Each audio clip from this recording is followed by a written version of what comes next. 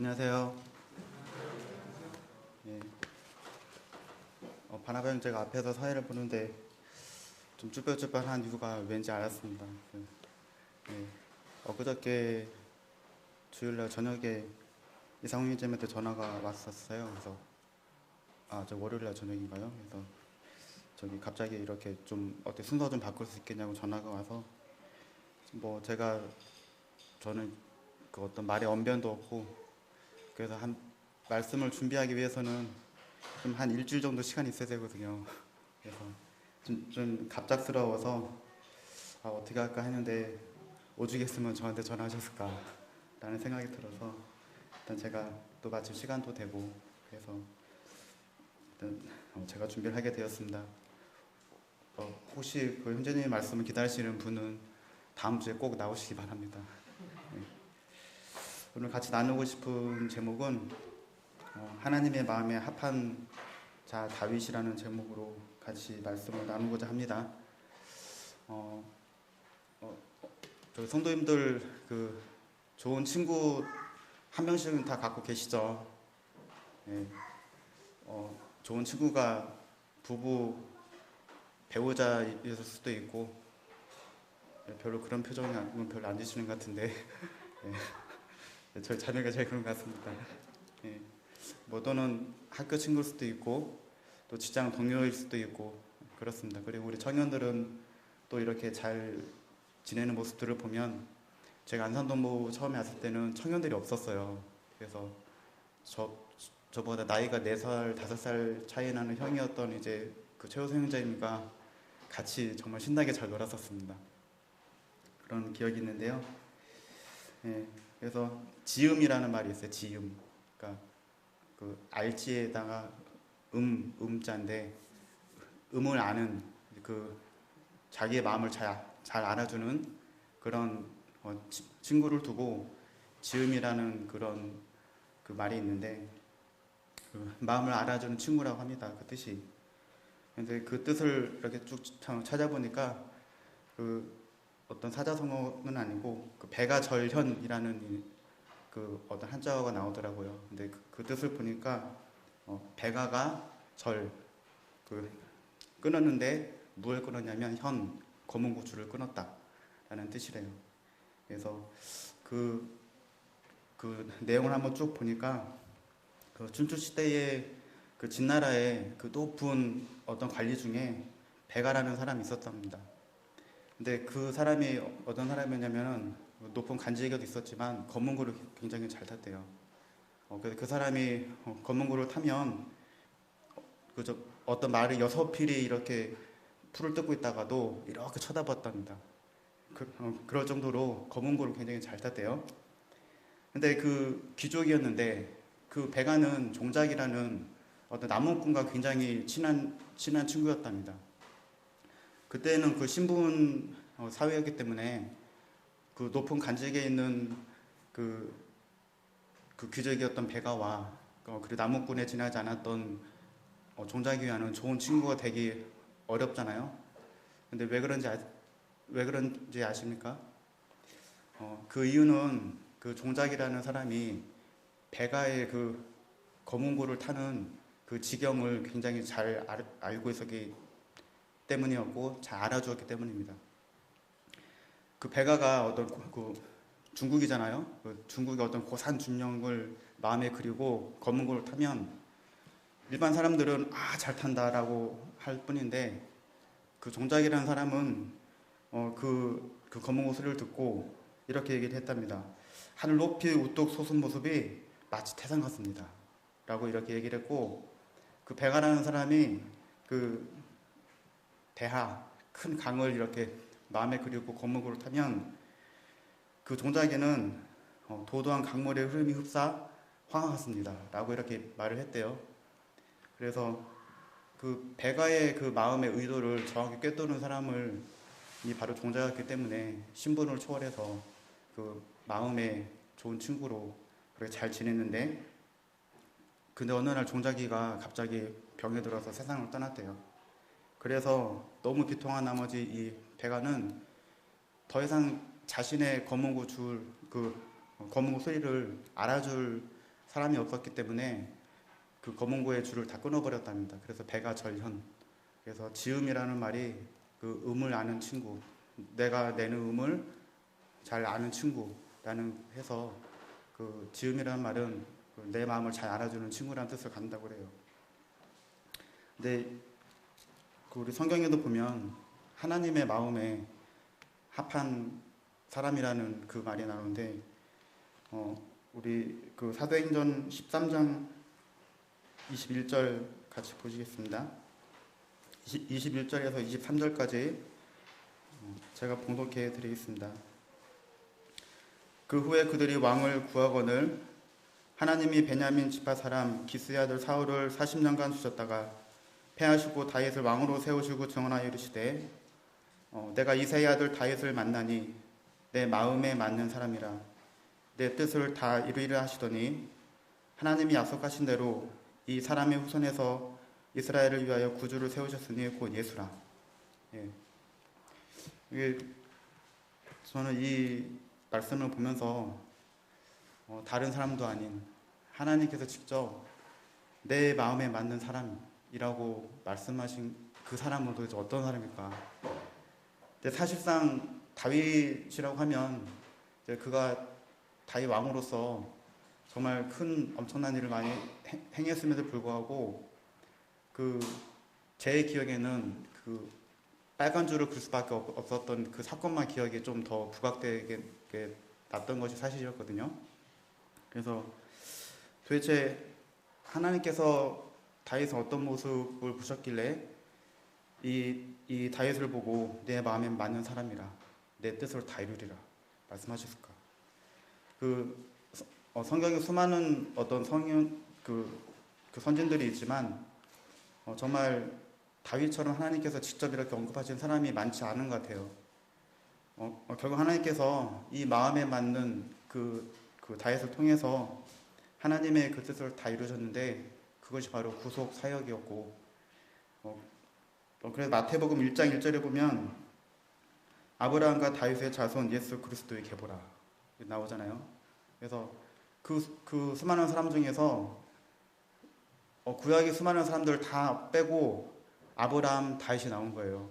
그래서 정말 엄청난 사람이지 않습니까? 그래서 정말 하나님께서 기억하시고 이렇게 언급하실 정도니 얼마나 대단해요. 그래서 한번 이 어떤 사람인지 한번 이렇게 쭉 다시금 묵상을 하게 되었습니다.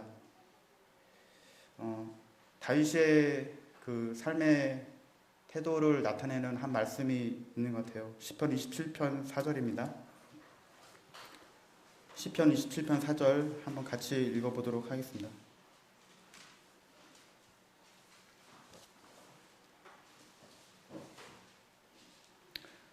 시작. 내가 여호와께 바라는 한 가지 일 그것을 구하리니 곧 내가 내 평생에 여호와의 집에 살면서 여호와의 아름다움을 바라보며 그의 성전에서 사모하는 그것이라. 예. 다윗의 마음의 우선 순위는 바로 왕을 구하는 것도 아니었고 어떤 목자를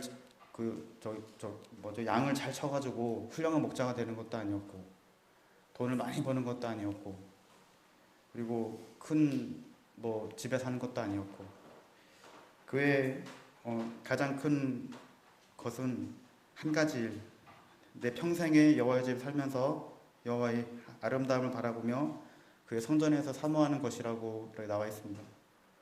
이 말씀 보는데 너무 제 자신 너무 부끄럽더라고요. 제 청년 때 저 하나님에서 나도 한번 살고 싶다라고 다짐을 했었는데 이 말씀을 지금 보는 저희 모습은 허덕거리며 살고 있거든요. 그래서 우리 새 아이를 어떻게 키워야 되나 라는 그런 고민도 하고 그리고 제가 또 이번에 또 부서가 바뀌었어요. 제가 직장에서 항상 2년에서 3년에 한 번씩 바뀌더라고 부서가 의도치 않게. 그래서 왜 직장에서도 어떤 직장 상사의 마음에 합하기 위해서 일을 많이 해야 되잖아요. 그런 부분도 있고 그랬는데 이 다윗의 어떤 고백을 이렇게 보면서 내 평생에 그 하나님의 그 어떠하심을 기억하고 지금 그 아름다움을 사모하며 사는 것, 일이 정말 멋있다는 생각을 하게 되었습니다. 그래서 이 다윗의 그 삶의 우선순위는 우리 하나님을 기억하고 우리 주님을 기억하는 것이 바로 예배잖아요. 그래서 그 예배자로서의 그 삶을 사는 것이었던 거라고 이렇게 생각이 됩니다. 이 내 평생이라고 있는데 이 다윗의 삶을 쭉 생각해 보면 양을 치던 10대에서 그리고 사울 왕이 온 유대 땅으로 쫓겨다니던 20대 그리고 이제 왕이 된 그 30대 그리고 40대 70대까지 그 어떤 왕으로서 치리하던 그 모든 그 시절 동안에 이 다윗의 그 삶의 태도는 바로 하나님을 사모하는 것이었다는 그런 사실입니다. 그리고 또 다른 특징을 한번 또 살펴보게 되면 사무엘상 17장 36절 37절 말씀입니다.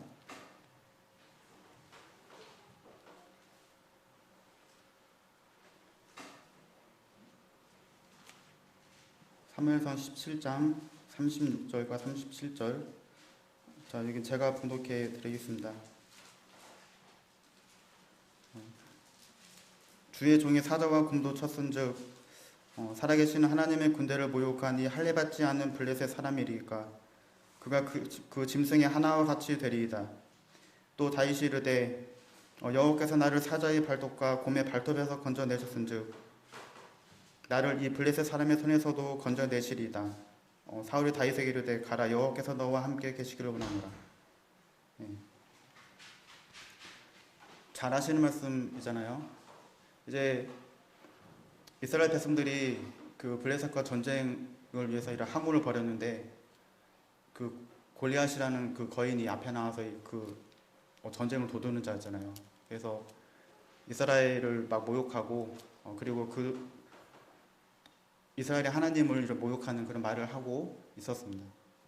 근데 그 앞에 보시면 잘 아시다시피 이렇게 그 다윗의 키를 보면 우리나라 지금 현재 그 도량형으로 바꿔보면 약 3m 30cm 정도 됐대요. 키가 정말 믿지 못하실 것 같은데 지금도 인터넷에 있어요. 보면은 어떤 유적에 보면 거인들의 유골들이 많이 발견이 된다고 하더라고요. 그래서 그게 정말 사실이라는 것도 우리가 알 수가 있는데 키가 3m 30cm 그리고 그가 걸친 갑옷의 무게는 약 60kg 정도 그리고 그가 가진 창의 무게는 7kg. 이거 7kg를 이렇게 휘두른다는 건 굉장하잖아요. 그리고 거대한 방패를 다른 사람들이 이렇게 들고 지키고 있는 그 모습을 봤을 때 이때 다윗의 나이는 10대였습니다. 10대의 이 어린 소년이 그 골리앗을 마주보고 있었을 때 그가 다른 것을 못 참았는지는 모르겠는데 다 참았는지 모르겠는데 정말 못 참았던 것은 하나님의 군대를 모욕하는 말을 들었을 때 그가 이게 분을 참지 못했던 것 같아요. 그래서 그 사무엘상 17장 45절부터 47절 말씀을 읽어드리면 다윗이 블레셋 사람에게 이르되 너는 칼과 창과 단창으로 내게 나오거니와 나는 만군의 여호와 이름 곧 내가 모욕하는 이스라엘 군대의 하나님 이름으로 내게 나아가노라. 오늘 여호와께서 너를 내 손에 넘기시리니 내가 너를 쳐서 내 목을 베고 블레셋 군대의 시체를 오늘 공중에 세워 땅에 들짐승에 주어 온 땅으로 이스라엘의 하나님이 계신 줄 알게 하겠고 또 여호와의 권하심이 칼과 창이 있지 아니함을 이 무리에게 알게 하리라. 전쟁은 여호와께 속한 것인즉 그가 너희를 우리 손에 넘기시리라. 이 다윗이 신뢰를 하고 있던 것은 자신의 그 돌팔매 솜씨도 아니었고 자기가 이제 그 목자를 하면서 그 양을 칠 때에 그 어떤 사자와 곰이 그 양을 뺏어 갔을 때 그 자기를 지키셨던 그런 경험을 했던 그 하나님을 신뢰하고 있었음을 우리가 알 수가 있습니다. 곰과 사자의 그런 어떤 공격에서도 그 나를 지키신 분이라는 그런 경험을 했기 때문에 이 다윗은 그 3m가 넘는 큰 키를 가진 그 골리앗 앞에서도 그리고 군대의 그 군기가 있죠. 군기가 잘 훈련된 군기는 그 앞에 서기만 해도 덜덜덜 떨린대요. 저는 직접 서보지 못했지만 왜 군대 갔다 온 우리 형제님들을 보면 근데 체육대회 할 때 보면 알 수가 있잖아요. 이렇게 질서정연하지 않고 막 흐트러져 있는 것보다 군대 쫙 서 있고 각이 딱 서 있으면 뭔가 범접하기 어려운 그런 것이 있지 않습니까? 근데 그 앞에서도 이 다윗은 전혀 두려워하지 않았던 것을 볼 수가 있습니다. 하나님을 신뢰할 수 있었기 때문이죠. 그리고 또 다른 특징을 또 보면 그 사무엘상 23장 1절부터 14절까지인데 이게 좀 너무 일단 길기 때문에 제가 좀 이렇게 간략히 말씀을 드리면 이때 다윗은 20대의 나이로 이제 그 사울 왕의 그 자신의 목숨을 찾기 때문에 그 사울 왕의 눈을 피해서 도망다니고 있었던 그런 때였어요. 그래서 그일라라는 곳에 이렇게 숨어 있었는데 23장 1절부터 이렇게 쭉 보시면요. 근데 그 어떤 사람이 와서 다윗에게 이렇게 얘기를 했습니다. 블레셋 사람이 와서 그일라 땅을 쳤습니다. 어떡합니까? 했는데 그러면 우리는 어떻게 하면 되겠습니까? 내 코가 석자인데. 근데 다윗은 가만히 있지 않았습니다. 일단 먼저 자기의 의지, 자기의 처지를 생각하지 않고 그 다른 사람이 그 옆에서 간했던 것을 볼 수가 있어요. 그 23장 3절에 보면 다윗의 사람들이 그에게 이르되 보소서 우리가 유다에 있기도 두렵거든 하물며 그일라에 가서 블레셋 사람들의 군대를 치는 일이리까. 어떻게 보면 이게 상식적인 거잖아요. 지금 유다에 있기도 일단 겁이 나서 도망왔는데 그일라에 가서 전쟁을 벌이면 이거는 나 여기 있다라고 얘기하는 것밖에 더 됐겠습니까? 근데 다윗은 그 전에 했던 것은 2절 말씀에 보면 이에 다윗이 여호와께 묻자와 이르되 그는 먼저 하나님께 물어봤던 것을 우리가 볼 수가 있고요. 또 3절에도 보면 그 4절에 보면 다윗이 여호와께 다시 묻자온대. 이제 막 다른 사람들 자기한테 그러는 거예요. 절대 가면 안 된다고. 근데 그는 그 다른 사람들의 말을 듣기보다 또다시 하나님께 이렇게 묻는 것을 볼 수가 있습니다. 그리고 그 뒤에 보면 이제 그 전쟁에서 이제 하나님의 도우심을 받아서 이제 승리를 했어요. 근데 그 승리를 했는데 이제 당연히 그 일이 사울의 귀에 들어갔겠죠. 그래서 사울이 옳다구나 하고 그 다윗을 잡으러 옵니다. 이제 그래서 이제 그 다시 다윗은 하나님께 또 다시 묻습니다. 하나님, 이 그일라 사람들이 저를 배신하겠습니까? 배신하지 않겠습니까? 나를 잡아서 사울에게 보내주겠습니까? 보내주지 않겠습니까? 근데 하나님께서 그에게 우림과 둠빔을 통해서 그들이 너를 이렇게 잡아서 사울에게 보내겠다 말씀을 이렇게 하셨을 때, 근데 그 상황을 우리가 가만히 생각해 보시면 내 목숨을 담보로 해서 이 그일라 사람들을 지켜주었습니다. 근데 뭐 물론 이렇게 지금 현재는 그 일이 발생 안 했지만 하나님께 물어보니 분명히 이 사람들은 너를 배신할 것이다. 그러니 너는 저기 배신할 것이라고 얘기를 그 말씀 들은 거예요. 그러면 제 생각에는 너무 배신감이 들어서 굉장히 서운할 것 같아요. 아니 내가 괜히 했다. 왜 이랬을까? 그런데 그 다윗은 그 뒤에 보면 자기가 갈 수 있는 만큼 최대한 멀리 도망갔던 것을 볼 수가 있습니다.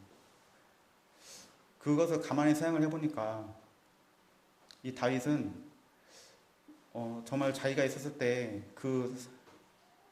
있어서 그일라 사람들이 자신을 배신을 할 수밖에 없는 그 상황 자체를 이해를 했고 그런 상황이 발생되지 않도록 먼저 자기가 자리를 피한 거죠. 그래서 이것을 볼 때에 참 정말 이 다윗은 덕스럽구나. 그리고 참 그 마음이 깊구나라는 그런 한번 생각을 해보게 되었습니다. 그래서 하나님의 마음에 합한 자의 특징 또 하나는 금방 우리가 계속 하나님께 물었던 것처럼 기도이고, 그리고 그 기도의 사람은 일단 육신적이지 않는 것 같아요. 일단 육신적으로 생각하면 어떤 배신감에 치를 떨고 서운하고 그럴 텐데, 그가 자기가 무엇을 해야 되는지 정말 냉정하게 이해를 하고 그가 할 일을 한 것을 볼 수가 있습니다. 반면에 23장 7절에 보면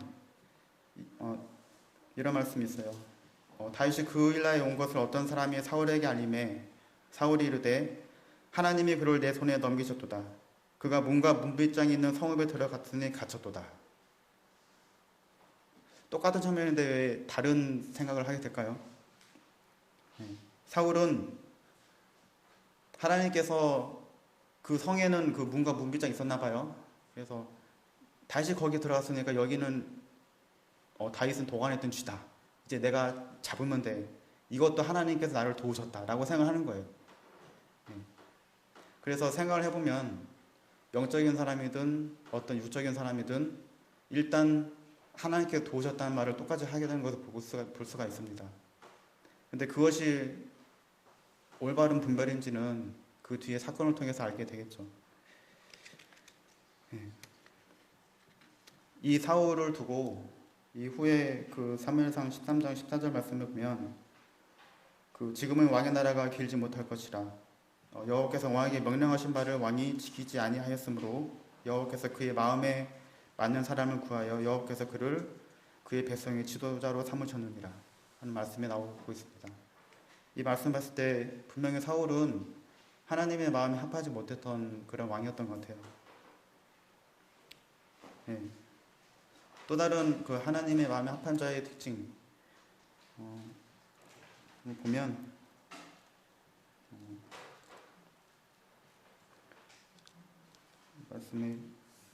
제가 이 말씀 제가 읽어드릴게요. 이 후에 그 사울이 그 다윗의 어떤 목숨을 찾기 위해서 계속 찾아다녔는데 엔디게 광야라는 곳까지 이렇게 다윗이 도망을 갔습니다. 이제 그곳에 도망가서 한 동굴에 숨었는데, 근데 그 사울이 그를 잡으러 왔어요. 근데 잠깐 그 뒤를 보러 화장실이 좀 급했나 봐요. 그래서 어떤 엔데기 광야에 있는 동굴에 갔는데 거기에 바로 다윗이 숨어있던 그 장소였습니다. 근데 이제 그 다윗의 사람들이 그 얘기를 해요. 이게 바로 하나님께서 당신에게 이 원수를 보복을 하기 위해서 주신 기회입니다. 이때가 기회예요. 얼른 그를 저기 하세요. 이렇게 하는 겁니다. 근데 그 말을 들은 다윗이 그 사울의 옷자락을 살짝 베었어요. 근데 그 말씀을 제가 이렇게 읽어드리면 다윗의 사람들이 이르되 보소서 여호와께서 당신에게 이르시기를 내가 원수를 내 손에 넘기리니 내 생각에 좋은 대로 그에게 행하라 하시더니 이것이 그날이니이다 하니 다윗이 일어나서 사울의 겉옷자락을 가만히 베니라. 그리 한 후에 사울의 옷자락으로 그 옷자락 베모로 말미암아 다윗의 마음이 찔려 자기 사람들에게 이르되 내가 손을 들어 여호와의 기름 부음을 받은 내 주를 치는 것은 여호와께서 금하시는 것이니 그는 여호와의 기름 부음을 받은 자가 됨이니이다 하고 다윗이 이 말로 자기 사람들을 금하여 사울을 해하지 못하게 하니라. 또 다른 특징은 이 말씀을 봤을 때 하나님을 경외함이라고 생각이 들었어요. 그래서 경외라는 말은 두려워한다는 뜻이잖아요. 그래서 분명 이 사울이 어쨌든 간에 하나님께서 세우신 기름 부음 받은 왕이었기 때문에 그를 치는 것을 두려워했던 거예요. 그것은 바로 이 사울을 세우신 하나님을 두려워한 것입니다. 그래서 하나님을 경외하는 것이죠. 이 뒤에도 보면 그 십광야에서도 또 한 번 이 다윗은 그 사울의 목숨을 살려주는 것을 보게 됩니다. 그때는 정말 결정적이었어요. 자고 있었는데. 그때도 옆에서는 자꾸 이렇게 막 이렇게 얘기하죠. 기회입니다. 이거 하나님이 당신에게 주신 기회입니다. 그리고 이 말씀 보면 굉장히 그럴듯하잖아요. 여호와께서 당신에게 이르시기를 내가 원수를 내